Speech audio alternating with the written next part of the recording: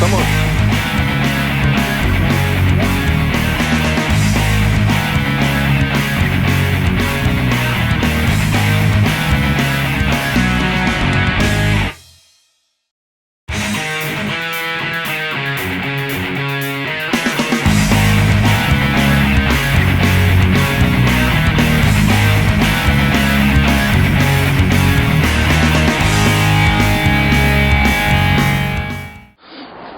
Co zamierzasz zrobić? To musisz to pokazać. Pokorza za chwilę, najpierw powiedz. Jesteśmy w tej chwili w Czechowicach-Dziedzicach. Dziś jest 26 października.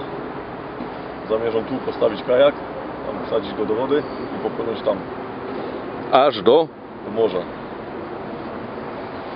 A to właśnie miejsce wodowania.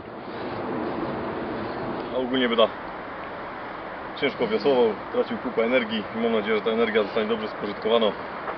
Chyba spotykanych ludzi będę naciągał na coś dobrego, na dobry cel.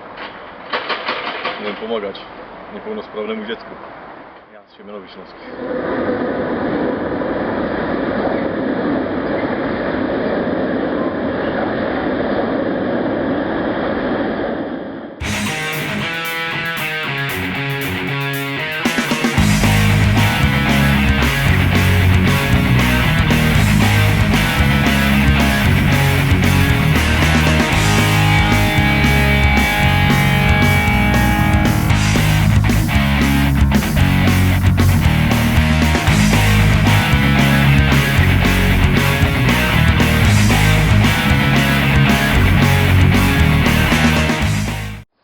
Będzie ok.